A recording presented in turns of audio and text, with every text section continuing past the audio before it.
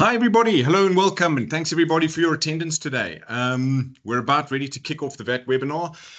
So I think just a few little items before we get started, a little kind of like house rules. You have been muted, so if there are any questions, anything that that kind of elicits a question or a query or whatever that looks like, by all means, please do load that question in the Q&A box. So at the top of your screen, you'll see it says there's something about Q&A. So just click on that button, load the question in there. We are going to be taking note of all of the questions that get loaded, and we will address them towards the end of the session. So I think that's the first part. The second part is that there is a little bit of a delay for those questions coming through as well. So if it is that you don't see that your question gets published, or you don't get an answer to it, or we don't kind of acknowledge it in the first 30 seconds to a minute, just please be aware that there is a little bit of a delay, and we will get to them as soon as we can and address them at the end of the session, as mentioned. Okay, so just to kind of unpack a little bit about the agenda and what we're going to be running through today. So we'll just start off with an introduction for those of you who don't know who Epic ERP is and kind of some of the good work that we do here. We'll start with that, just run you through who Epic ERP is. We'll then unpack understanding the VAT increase itself. So just a little bit on that. We'll jump straight into the practical considerations around the VAT increase as well. So what businesses need to be prepared for, what that side of the business implications look like. And then we're going to jump directly into the solutions and their specific, or rather the VAT increase implications specific to the solutions that we offer. So we will spend a little bit of time unpacking that for Epicor, Microsoft Business Central, as well as Microsoft F&O, now known as Supply Chain. After that, we will also address just some of the areas in which Epic ERP can assist, and then we'll jump straight into a summary of kind of what we've just covered. Okay, cool. Thanks. Alrighty, so in front of you right now, this is a wonderful picture of the Epic ERP team. So as I said, some of you might know us. We're 40-odd passionate ERP enthusiasts comprised of chartered accountants, industrial and mechanical engineers, as well as chemical engineers. Epic ERP was started actually very close to 9 years ago. In fact, tomorrow's our birthday, so it's a big one for us. But we've been in business now for 9 years, and the directors, the three gents in the front, they have been doing this. Each of them have been doing this for nearly 2 decades. So we can truly say that ERP is definitely in our blood. At Epic ERP, we sell 3 different solutions. So you can see there, we've got Microsoft Dynamics 365 as well as Epicor. But why we say 3 different solutions is because within the Microsoft stable, there are 2 different offerings. The first one is Business Central.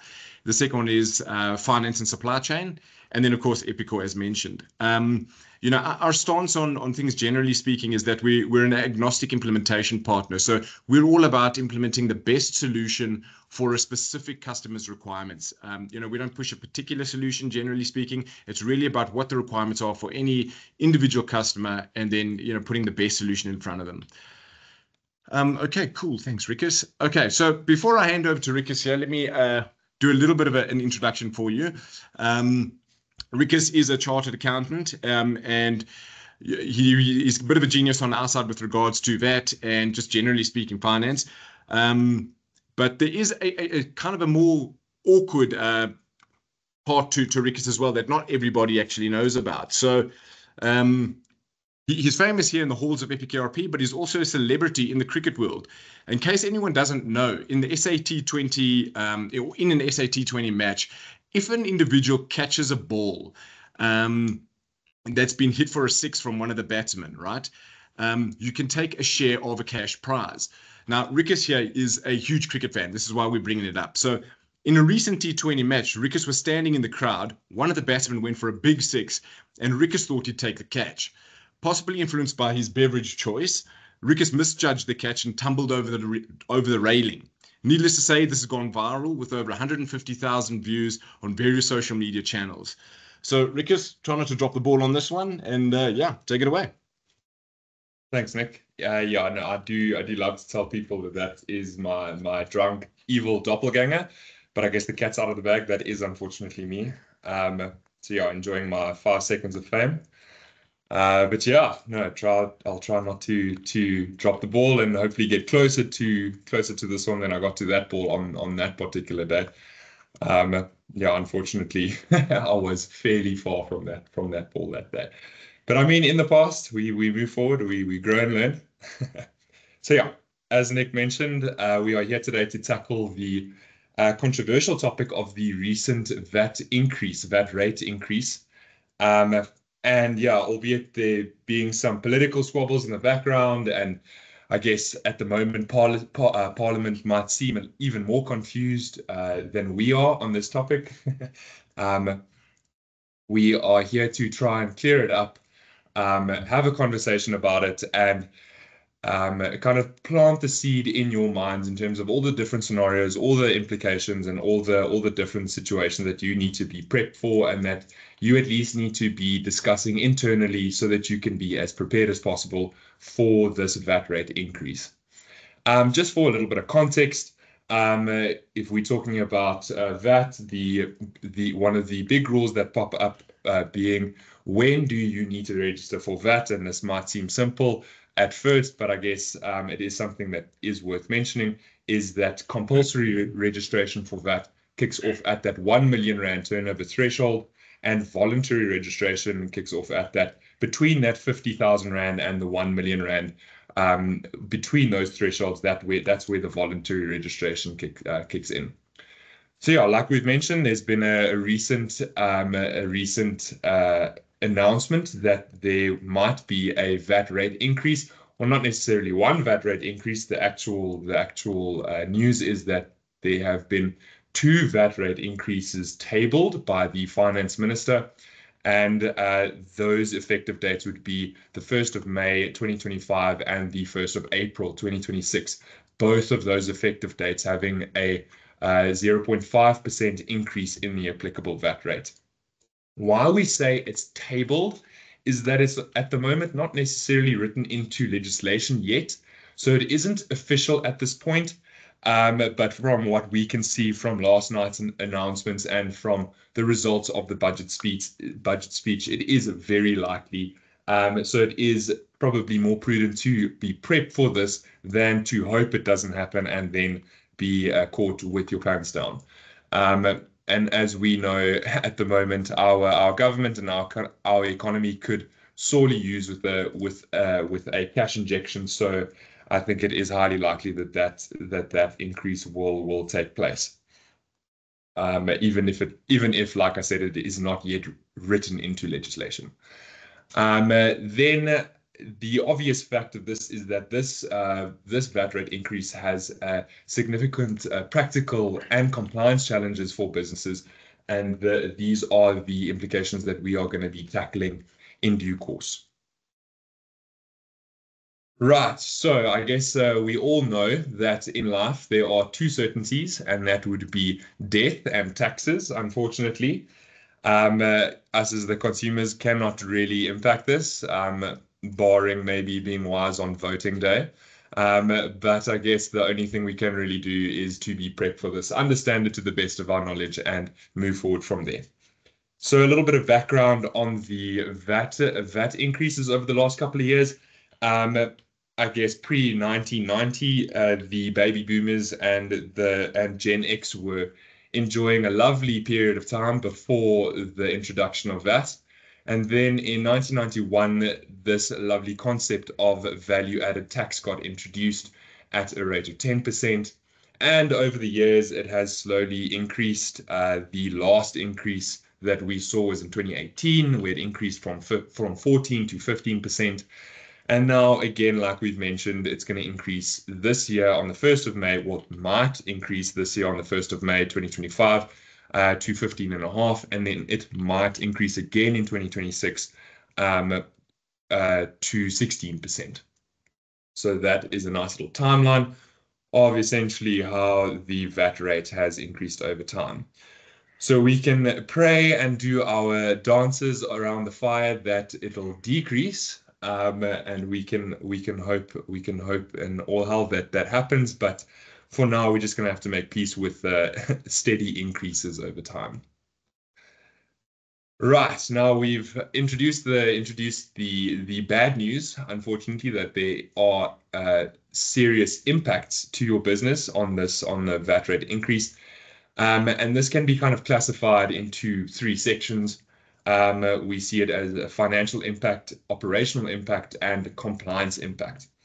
When we talk about the financial impact, this relates to the more technical issues, being your actual accounting system, the accounting treatment, as well as the documentation surrounding this VAT rate increase, all the documents that flow through your business and the actual technicalities around that. So like I mentioned, a little bit more technical on the financial side. And then when we move over to the operational impact, this relates more to your day-to-day activities, as well as your strategic considerations and your planning considerations.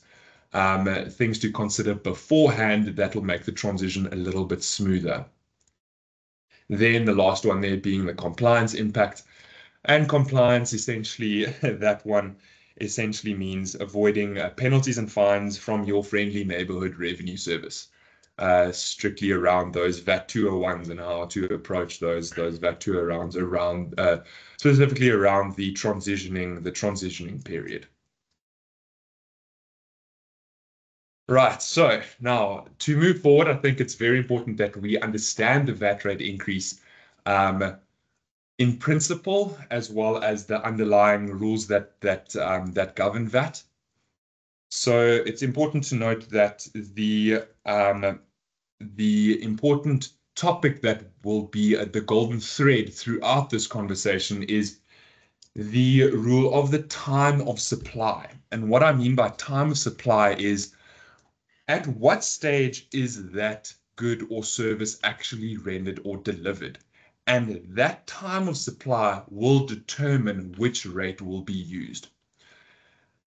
And keeping in mind that, contrary to popular belief, SARS actually does try and make this rule as logical as possible. I know tax in everyone's mind is this daunting topic, but if we break it down and we approach it step by step, and we take a big picture view, it is actually quite logical. If you break any scenario down, what SARS is trying to apply is very logical, and it is actually quite understandable, even if at first it might seem a little bit daunting.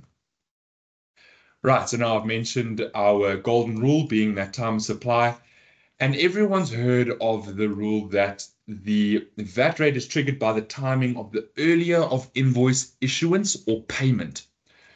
Now, what does this really mean logically? I mean, in any normal course of business, we would assume, we could reasonably assume that invoice issuance or payment will probably be your first step. Good delivering of goods or delivering of services is very rarely before these potential triggers. And I'm going to touch on the concept of a trigger really quickly, because it's a very important concept for the rest of this webinar. When I speak of a trigger, I mean either it's an invoice issuance, or it's a payment, or you are delivering a good or rendering a service. Those are your potential triggers for VAT. And generally, it is the earliest of the bunch, with the more likely scenario being the earlier of invoice issuance or payment. Things do start getting a little bit tricky when we are saying that your first trigger is rendering a good or a service. If that is your first trigger, then things start getting a little bit more complicated. But again, it's quite logical. If we break it down, we can apply logic and we can reason our way through any scenario. Right, then also just an important thing to note, when we're talking about an invoice in our day-to-day business dealings, we might think of an invoice as that cliche document that says tax invoice or commercial invoice or whatever that document's name is. But in SARS's view, that's not necessarily an invoice. An invoice in SARS's view can be anything that notifies an obligation to make payment. Even if it doesn't specifically say that it's a tax invoice, if that document specifies an obligation to make payment, then in SARS's view, that is an invoice. So just to keep that in mind in terms of the documentation that could be applicable to your business. Right. Now we've touched on that golden rule in terms of the triggers and earlier of that then governs the time of supply. But what if we find ourselves in a weird scenario where there's progressive or periodic supply of goods and services? And what we mean by that is it's not necessarily set where your delivery of your good or service is at a point in time. It could be over a period of time, could be over a month, could be over a year. Then things start getting a little bit more confusing, but let's break it down. So in the very basic examples where we are saying that the delivery of goods or the rendering of services, if that is your first trigger, and that happens before the effective date, you'll obviously apply your old rate to that delivery of goods or rendering of services. If your first trigger happens after the effective date, you'll apply the new rate. Fairly logical. Now we find ourselves in a situation where, again, it's a little bit more complicated, and we're not saying that the rendering of services or the delivery of goods is at one point in time. It might straddle that effective date. And what I mean by straddle is it's over that effective date. We can't exactly pinpoint the value attributable to before the effective date, or we can't necessarily attribute the specific value that happens after the effective date. In that case, SARS has given us a nice little statement, pretty vague statement, but again, if we drill down, we can find some logic in there. The statement being, we need to find a way to apportion that value on a fair and reasonable basis. So at first it might seem a little bit vague, and we might think, oh my days, SARS, what do you actually mean by this? But I mean, any delivery of good or any delivery or rendering of services, we can find an underlying metric to be able to apportion that value, being it on a basis of time, and that I feel like is the first obvious example is if you take days, for example. If your service is being rendered over a month and you want to apportion it on a fair and reasonable basis, you could apportion it on the number of days over that period. That is a nice example, but I'm sure everyone can think of their own unique ways to apportion that value based on your specific industry, based on your business, based on your business model, the actual good or service that you are rendering to your customer or delivering to your customer. I'm sure that there are a number of good examples, but in my mind, I think the days example is probably the first one that pops into everyone's head. And then just before I move on, some examples of scenarios where this could be applicable could be any contracts with your customers or your suppliers, and that I feel like is applicable to most businesses. And then rental agreements, I feel like most businesses are leasing premises or warehouses or even equipment or machinery. I think rental agreements are in this day and age very, very applicable. And then in maybe a little bit more of a niche environment being construction-related agreements, but they all will follow the same principles that we've kind of touched on briefly now. All right, now we've covered the rules and the underlying principles. Now we can jump into some specific scenarios that, like I mentioned before, we just want to plant that seed. If it is applicable to you, maybe get the brain cells going after this webinar. Maybe start thinking, is this actually applicable to us? Or do we have scenarios like this where we need to actually strongly consider this and consider the impact? And you don't need to do this alone. We are here to help. Your friendly neighborhood ERP providers are here at a moment's notice. Reach out to us if there are scenarios that you need to chat through, or if you want to kind of speak to how this directly impacts the ERP system itself. We are more than happy to help you at a moment's notice. So please don't ever feel like you're going at this alone. Don't freak out. You will be fine. We are here to help as well. So jumping into the specific scenarios, we've got fringe benefits, and this is applicable to most companies. In SARS's eyes, a fringe benefit is a deemed supply, meaning that SARS sees this as you are actually providing a good or service to a customer. And I hope everyone can see me use the quote unquote there on the customer, but that is essentially what the deemed supply is. SARS is deeming that you are making taxable supplies in that scenario.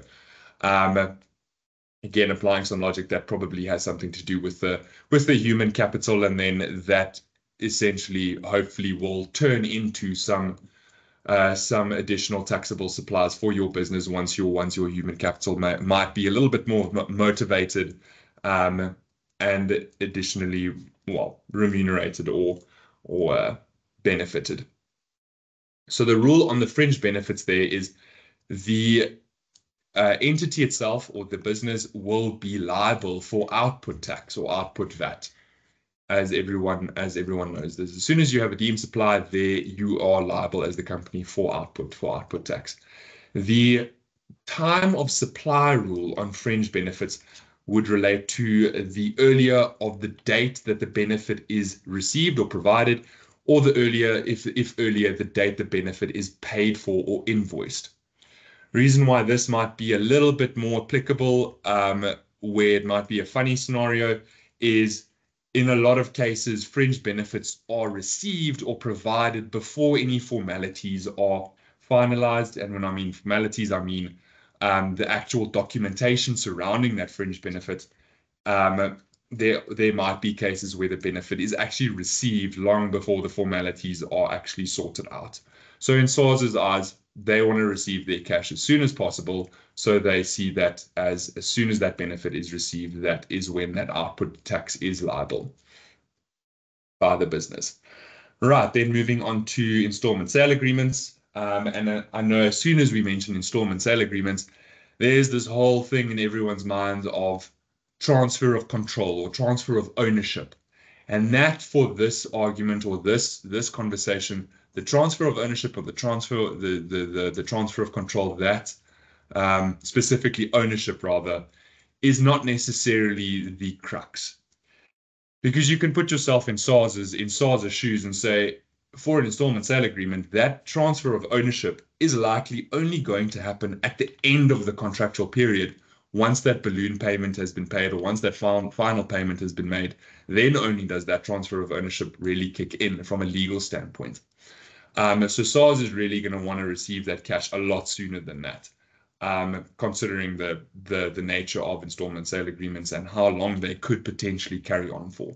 So again, SARS sees it as golden rule. We need to check the earlier of invoice date or payment date, because that will be earlier than when ownership transfers. So as soon as that first trigger happens, again, we're looking at those triggers. We're looking at the invoice date. We're looking at that payment date. Whichever is earlier, that is when your VAT is triggered. That's when SARS is waving a flag going, hey, we are short of cash. Please, can we make a plan? Please, can you, slice us some cash our way? And you need to kind of be liable for that, unfortunately.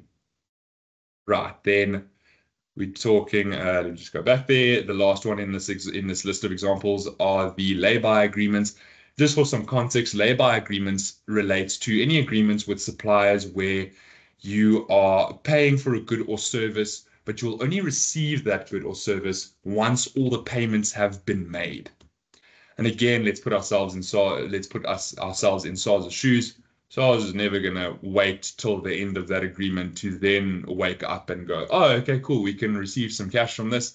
No, SARS is going to say, right, as soon as there's an invoice or payment, they're going to want that money. So if we apply all these scenarios, just to kind of take a step back, take a break and say, okay, cool, how is this applying to what we are actually saying?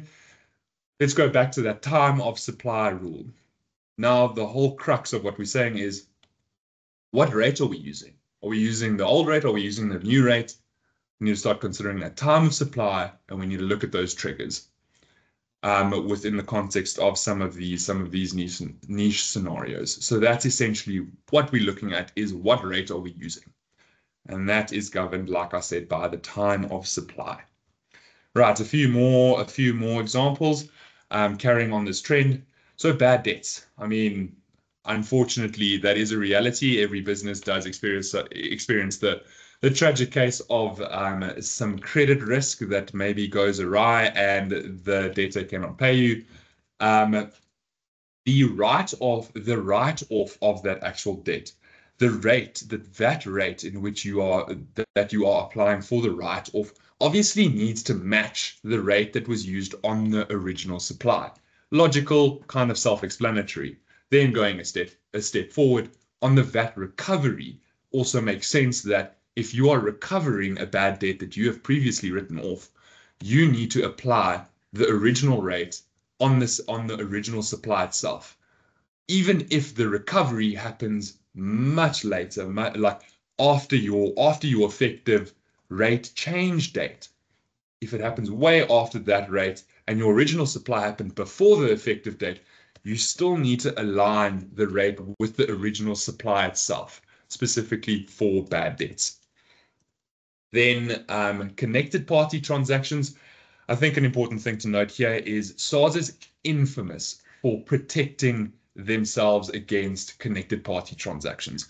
And why I say they need to protect themselves is connected party transactions do have this trait or trend that they don't necessarily follow the standard governance procedures that a normal transaction would. Just to elaborate on that, is connected parties could very easily make goods or services available to each other for use or for delivery or for services, and formalities might only be finalized way later, because of the convenience, because of that convenience between the connected parties.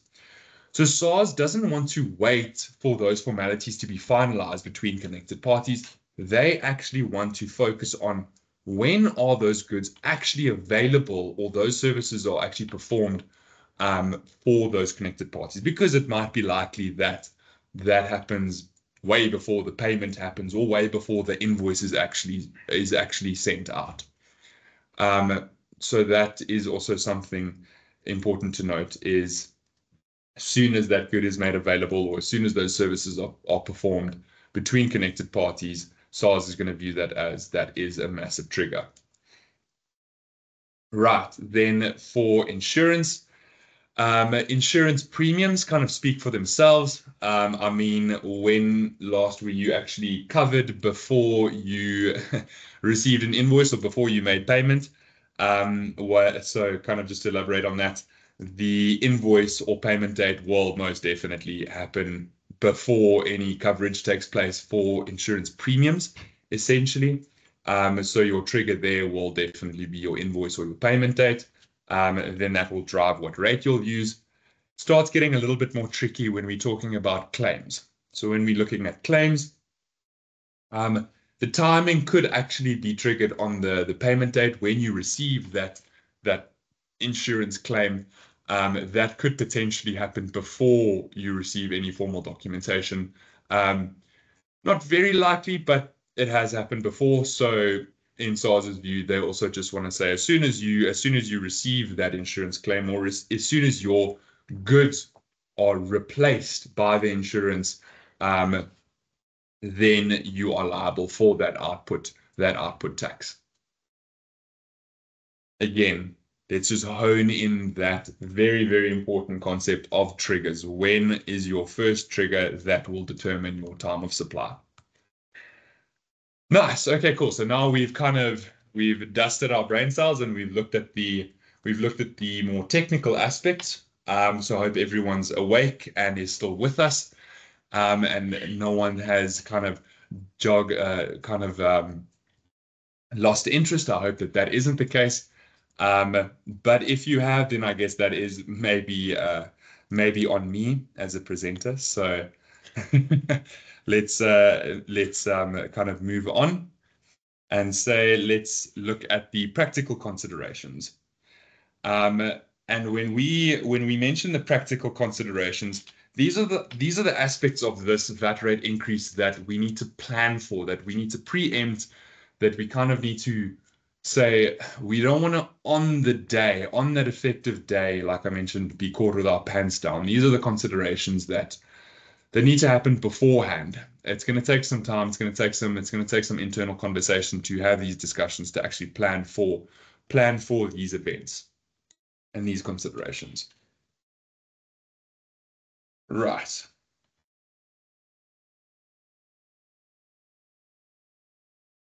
So we've mentioned the three kind of categories of impacts, and just to revise, we've got the financial impact, we've got the operational impact, and we've got the compliance impact. So if we had to dive deeper into the financial impact, we are specifically looking at what is going to happen around your ERP, your system itself. What is going to happen around your documentation, your automatically generated documents, stuff like that. I think the first important thing to note on ERP itself is that your system needs to be able to accommodate multiple VAT rates. We can't expect to go into this VAT rate increase phase saying we're going to manage this manually. We're going to, on a document level, just willy-nilly change the VAT percentage. You can try, but as ERP consultants, we don't necessarily recommend doing that on an ad hoc basis as the situation arises over this effective date. There are better ways to manage this. There are tools geared to assist you in this VAT rate change. So going about it in a manual way is asking for trouble. Trust the system. The system has tools that will be able to help you with this. Then, along with the system needing to be able to have multiple VAT rates during this transition period, there's also the concept of testing. You need to be able to test beforehand what is the implication of using these multiple VAT rates. What's going to be the impact on your invoice generation? For example, you could do everything perfectly in the system and have multiple VAT rates set up for the specific scenarios and apply that perfectly. And then the last step is maybe not tested, being your invoices, your stationary layouts on the documents themselves. The setups might not necessarily pull through to potentially the hard code that's sitting on your documents, or the rules that are pulling the VAT rates onto your documents. And that you'll only pick up once you test your different scenarios in a testing environment or sandbox environment. And I can't mention this enough. It is important to test that, and just to be comfortable with that transition before you actually go live with these multiple VAT rates, because it could potentially cause havoc if you are applying multiple VAT rates but you haven't tested a single thing. As well as this also kind of leads into testing your tax calculations, and something that might seem silly being the rounding logic, but rounding also does have a part to play. It could be a scenario where the first year audit clerk rocks up to your business and wants to fight with the CFO about that R5 that no one knows where it went, and everyone's saying it's a rounding thing, but that first year audit clerk is just saying, no, it's fraud. It's big time fraud. We have a massive problem here. So kind of just to avoid that headache, test that rounding logic. Make sure that there's nothing sitting in the system there that's kind of being rounded without the appropriate logic that's been tested. Right, then leading into the impact on your invoicing itself. That directly speaks to all the different rules that we've stepped through, all the different scenarios, the specific scenarios that we've stepped through previously. And let's hone it in that time of supply rule is your biggest friend. What is the time of supply? What are my triggers that will help you endlessly with that impact on invoicing? Just remember that time of supply. Then leading into, I think, the question on everyone's minds, especially the people in the finance department, is debit notes and credit notes. I think this is probably the first thing that you think of when you're thinking of a VAT rate change. What's going to happen with my refunds? What's going to happen with my adjustments? What's going to happen with my, like I said, the debit and the credit notes? What happens there? Again, let's apply some logic. So if you are issuing a credit note or debit note on a specific supply, then your credit note and debit note needs to match that original supply. You can't be applying a different VAT rate on a credit or debit note. If your original supply is using X rate, you need to match that rate. The tricky things come in as soon as you are adding additional charges, then it starts becoming a little bit more tricky. Then we need to go and look at it in a viewpoint of technically any additional charges should primarily be on an invoice, and that you need to consider, is that a new charge? Is it a good or service that has not yet been rendered or delivered? And that'll help you determine which rate to use. If it's an additional charge that you are adding on that has been discussed beforehand, that relates directly to the good or service that has already been delivered, then there's grounds to use the older rate. But if you are adding on charges that is essentially a new charge, you need to be using that new rate.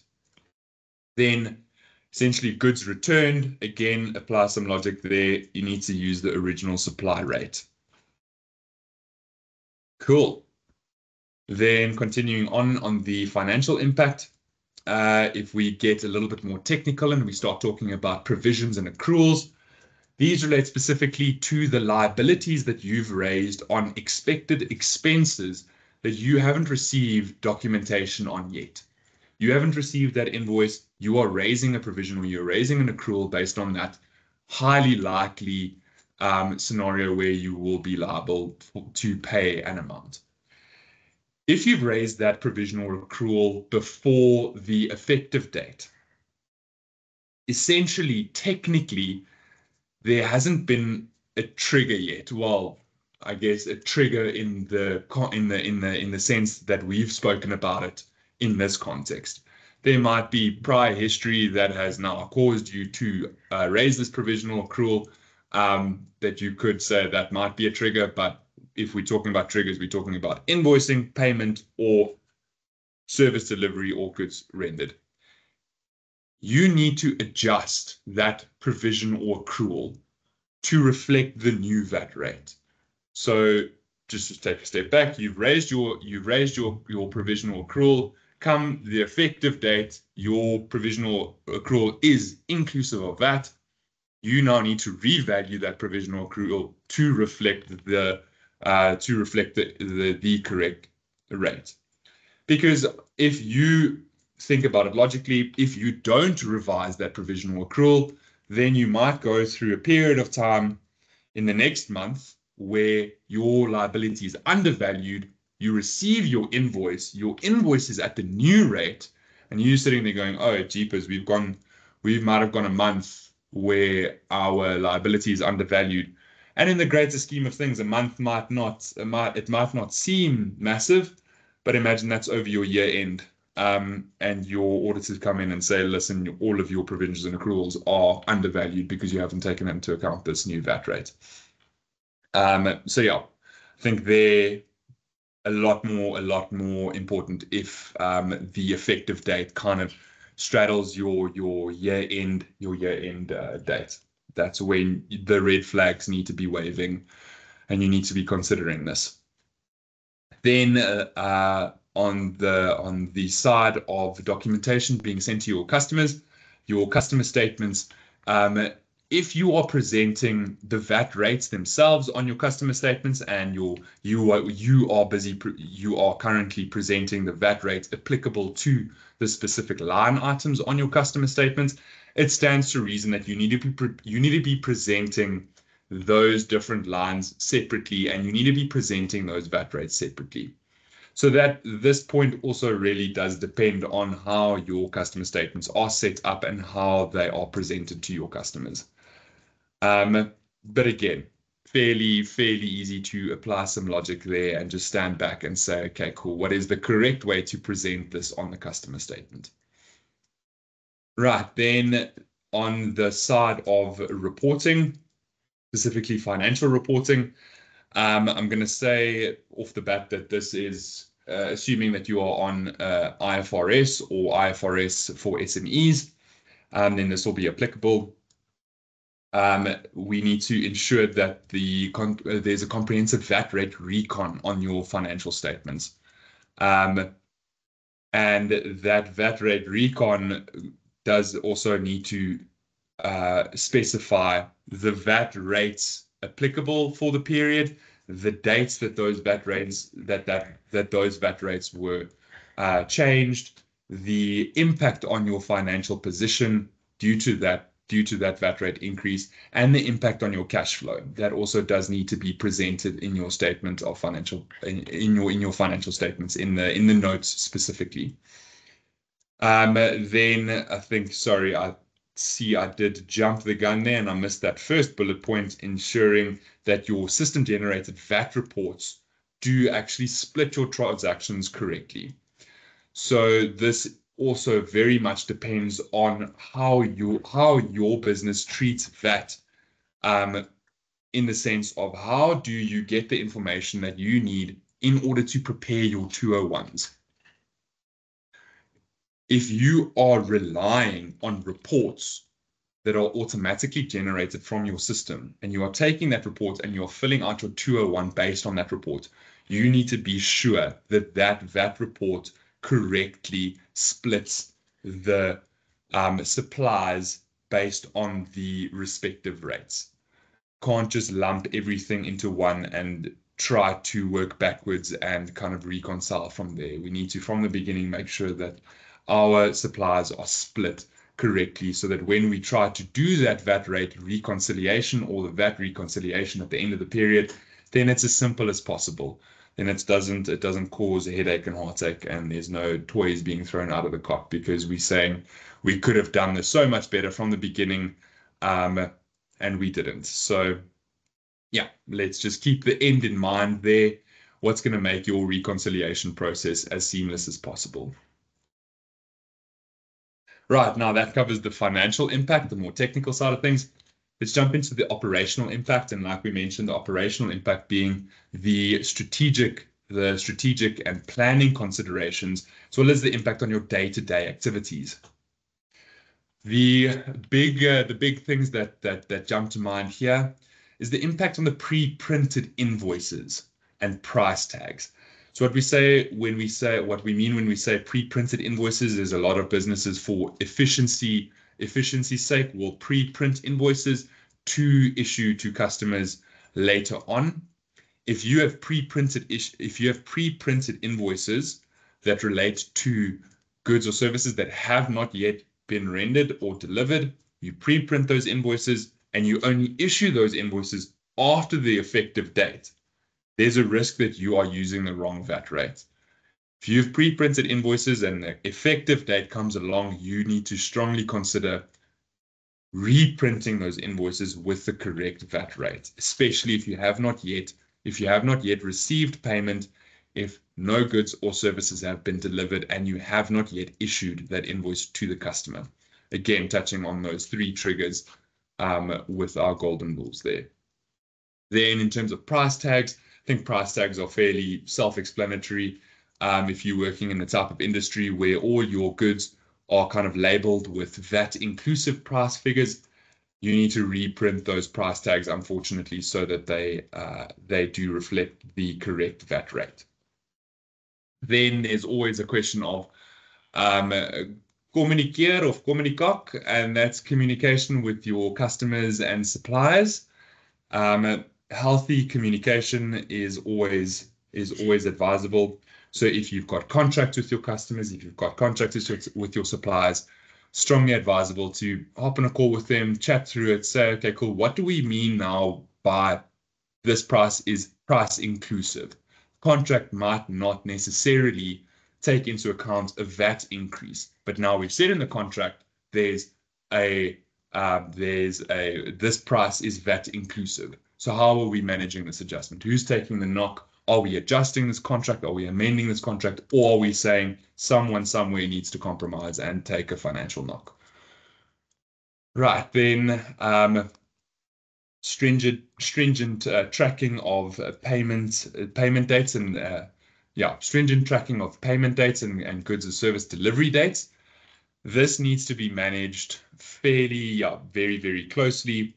The assumption here is that your system does accurately track your dates, being your payment dates or your goods or service delivery dates, but it's not necessarily the case. So just a gentle reminder here that you need to closely track those dates and just make sure as soon as dates start overlapping that effective date, then the dates on your triggers need to be closely tracked, just so that you can make it as easy as possible for yourself to assess those triggers, assess the time of supply in order to get to the answer of what rate are we using. Then I think one of the most obvious ones is internal training and awareness. Your finance team needs to know what's going on. Your finance team needs to know what rates am I using in what scenario. And that is going to take some prep. That is going to take some planning beforehand. Right, then I think the last category for the impact section is the compliance impact.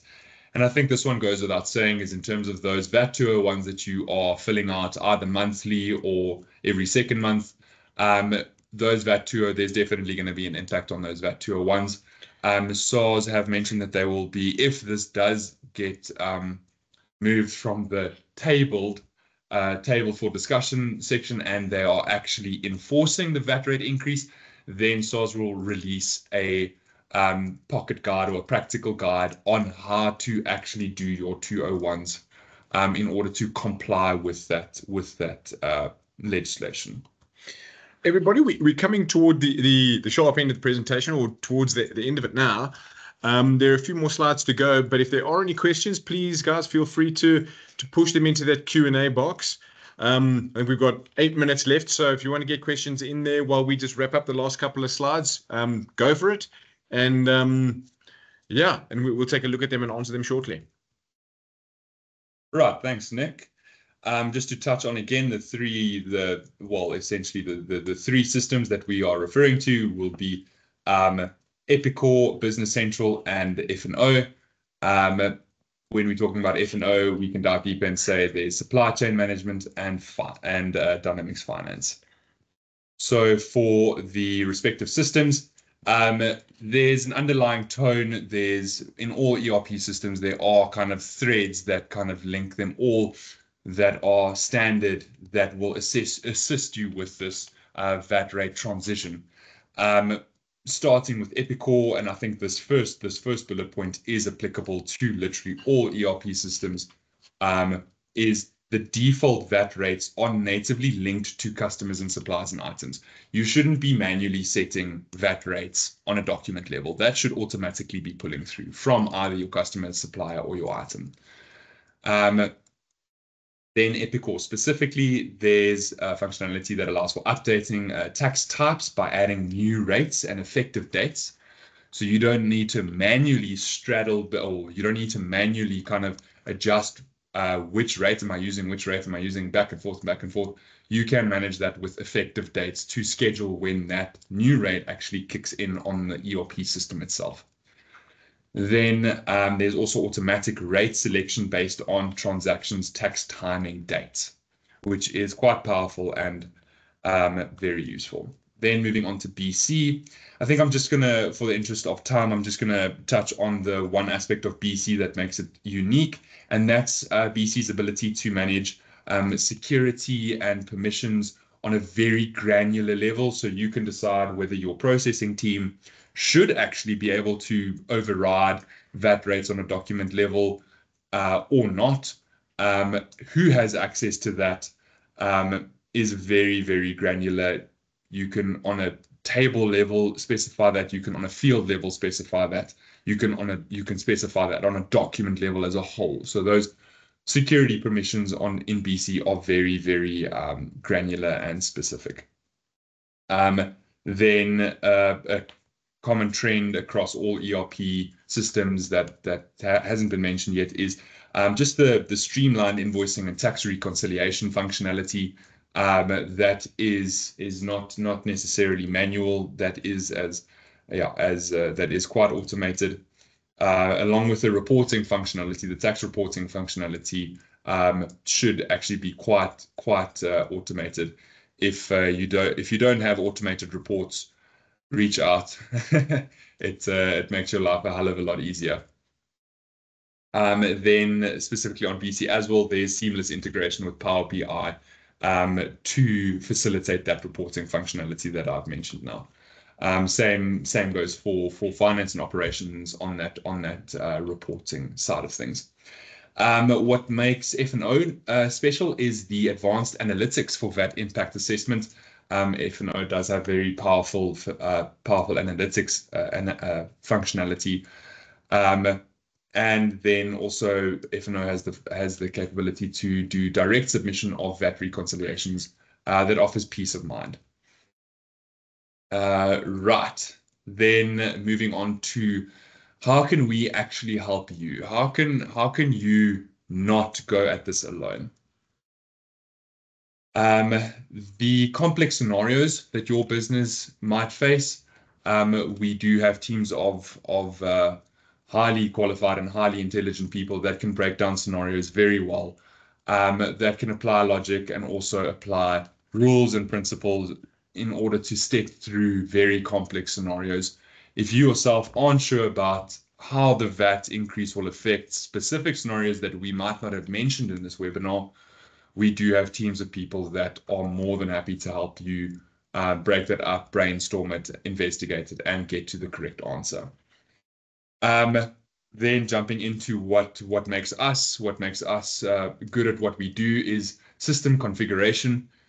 We can assist with configuring the system to essentially combat this VAT rate increase as best as possible, so that you don't run into any issues that require adjustment retrospectively or that result in fines and penalties from SARS. Then something that is a sign of the times as well is custom reporting and automated reporting.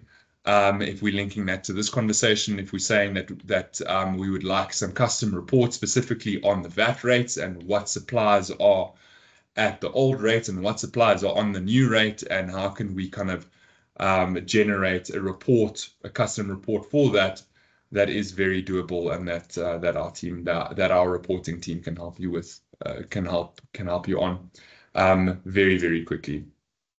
Then, if necessary, if there's still some confusion, if there's still some things that we need to discuss, we can schedule further detailed, specific workshops, potentially custom tailored for your industry, for your business specifically. Sorry to interrupt you there. Before we kind of jump into the summary, I think we've gone through it, and I'm just a bit cognizant of time, and there are one or two questions. Before I refer the questions on to Rikus, just in kind of closing, well, firstly, thank you everybody for attending this webinar. If you've got any other questions, anything else that you want some more information on, please, by all means, please do reach out to us. You guys have got our contact details. And on the last slide of this presentation, we'll also share our contact details. We have prepared checklists for the 3 solutions mentioned, so please also feel free to email us, and we'll absolutely distribute and share those checklists with you. Rikus, just one quick one on questions. There was one that has come through. Is there a VAT report we can use to fill in the VAT 201 on Epicor specifically? That is a very good question. To my knowledge, I think, not out of the box, that specifically the report feeds into the 201 specifically. There are VAT reports that assist with filling out the 201, but the reports themselves in Epicor won't populate the 201 as is, if that makes sense. But there are VAT reports in Epicor that will assist you in filling out that 201. Richard, that was your question. So what we'll also do is do a little bit of research on our side and get back to you formally on that one too. So we'll expect a call. We'll give you a shot and walk you through some of the detail. Cool. Anything else from anybody? Now's your chance. Feel free to load some questions in there.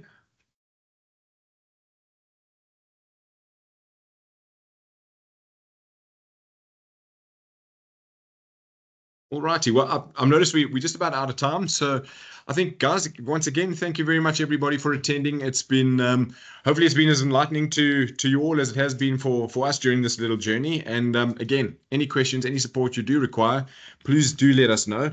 Well, I'm getting notified that there might be a question. Give me 1 second.